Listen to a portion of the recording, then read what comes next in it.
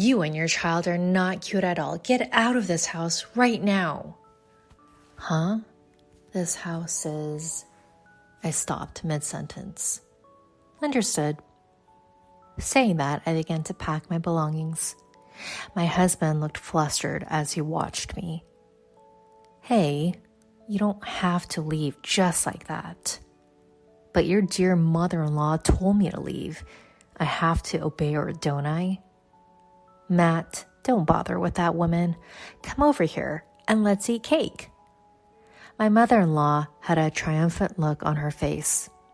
I decided in my heart to break her nose and take my daughter back to my parents' house. My name is Jennifer, a 34-year-old office worker. I married a man named Matthew 2 years ago. We met through a trendy dating app and became a couple after a year of dating. My husband is a little unreliable, but he is a very kind and attentive man. When we were dating, he would research restaurants I wanted to try and plan our dates in advance. After we got married, he would wash the dishes when I was tired or buy me my favorite dessert. About a year after we got married, we had a cute daughter, and my husband actively took care of her. I thought I had found a really good husband. But of course, nobody is perfect in every way. My husband has several flaws. The most problematic of them is that he's a mama's boy. At first, I felt my husband might be a mama's boy because of his taste in cooking. How is it? Delicious? It's pretty good, but my mom's was a bit richer, I think. Huh? Your mother? I wondered why my mother-in-law's name suddenly came up, but as I listened to him, it seemed that he thought his mother's taste was the best and wanted me to get as close to that taste as possible. Overall, my mother-in-law's cooking seemed to be on the richer side, so for now, I decided to make the dishes richer as my husband requested, even when we went on trips. What should I buy for my mom as a souvenir? He would say. Although his father was also around, I thought it would be more normal to say, what should we buy for our parents? But my husband always started with, for my mom.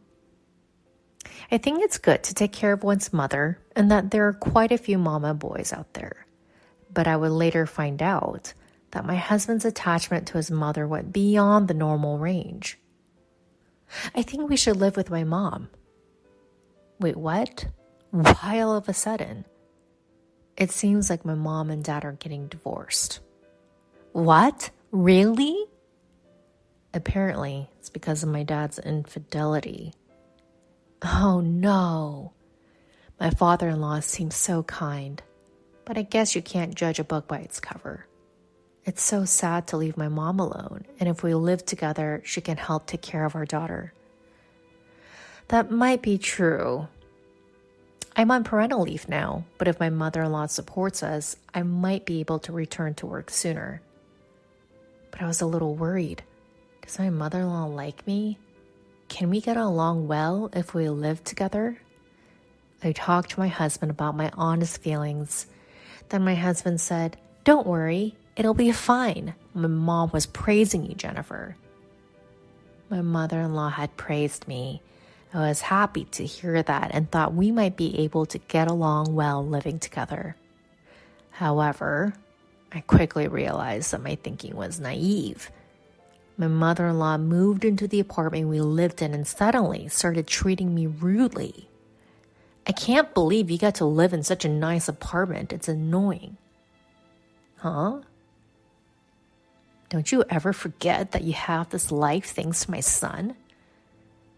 I didn't understand why she was yelling at me. Well, but Matthew is working hard and helping out with chores, so I guess I'm grateful. Since my mother-in-law's claim wasn't entirely wrong, I quietly replied, "Yes, I'll keep that in mind." At least you're obedient. That's good. From then on, my mother-in-law would yell at me whenever something bothered her. You're supposed to put sauce on fried eggs. Why is there soy sauce? The bath temperature is so lukewarm. Set it hotter, please. Why isn't there any ice cream after a bath? Make sure to replenish it. No, do it all yourself. Besides, the reasons for getting angry are too trivial. Despite being home all day, my mother-in-law barely does any housework. I had hoped that she'd be more cooperative in taking care of our 1-year-old daughter, but she only does it when she feels like it and quickly loses interest. And after living together, I found out that my mother-in-law's overprotectiveness toward her son was even worse than Matthew's attachment to his mother. Matthew, how was work today? It was really tough. My boss was a bit on edge because we were so busy, so I had to be careful. Oh my, that's unforgivable. Should I protest against the company for allowing power harassment? Really? Over that?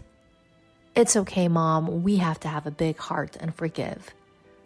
Oh, what a kind child you are, just like an angel. No, calling a man in his 30s an angel? Haha, thanks, Mom, but if I can't stand it anymore, I'll count on your help. Of course. No, that's too pitiful for the boss. To be protested for power harassment based on Matthew's mood? I immediately regretted living with my mother-in-law. I felt like I would go crazy if I stayed with her all the time. So I decided to put my daughter in daycare and return to work. Why do you have to work too? She got angry, but when I said, but you can spend your day alone at home, right? It seemed she felt there was some merit to it. Don't neglect your housework.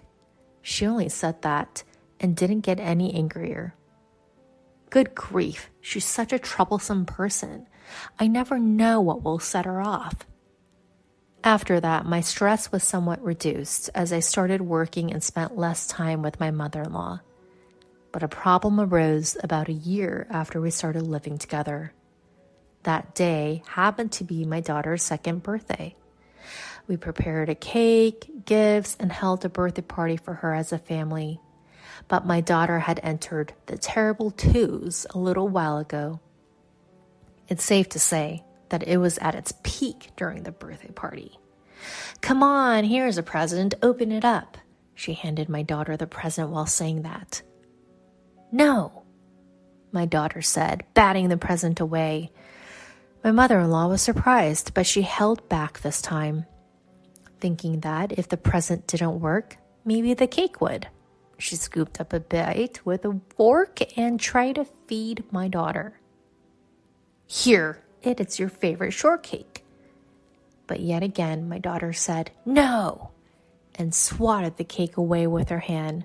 Then the cream flew and landed on my mother-in-law's forehead.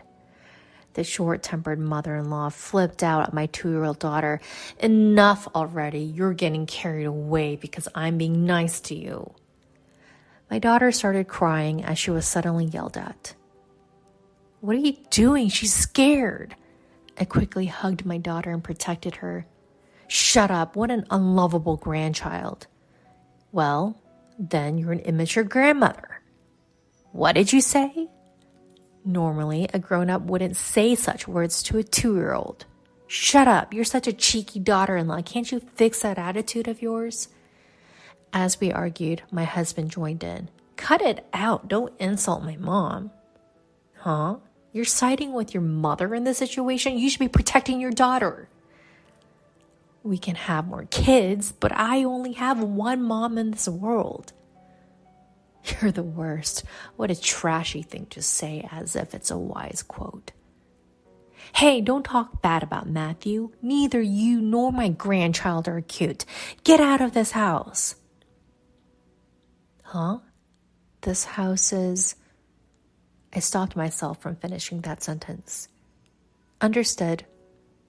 I started packing my things. My husband watched, flustered.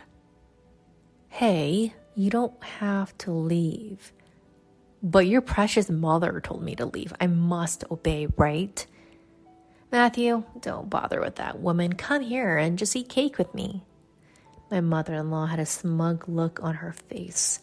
I vowed to break her nose, took my daughter, and went back to my parents' house.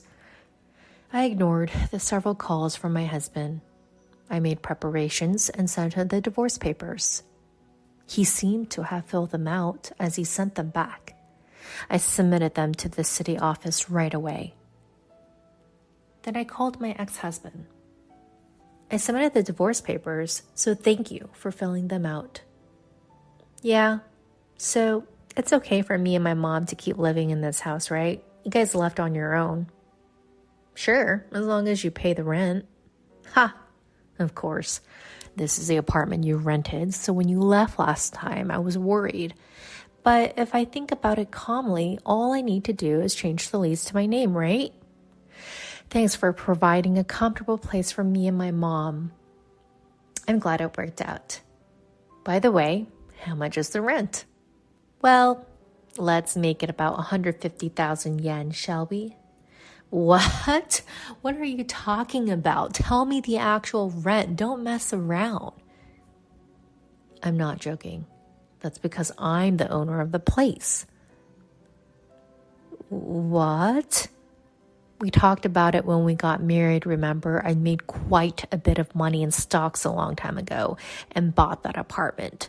You must have assumed it was a rental on your own. Matthew falls silent, seemingly at a loss for words. If you can't afford the 150,000 yen rent, I'll just sell the place. That apartment will sell quickly. Wait. If you do that, where will my mom and I live? I don't care. You better leave quickly, or I'll report you to the management company. With that, she hangs up the phone, blocks her ex-husband's number, and later demands child support payments through a lawyer. According to the lawyer, her ex-husband looked gaunt and worn out. It must be tough for him, both mentally and financially, to have to pay child support while also supporting his mother.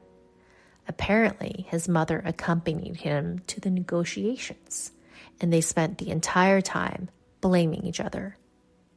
It's your fault. Even the close relationship between mother and son, which had seemed so disgusting, crumbled in an instant when they lost their wealth and comfortable lifestyle. Perhaps their bond was superficial all along. In any case, it's not her problem anymore. On the other hand, Jennifer sold the apartment for a surprisingly high price, saved all the money for her daughter's upbringing, and now works hard while living with her parents.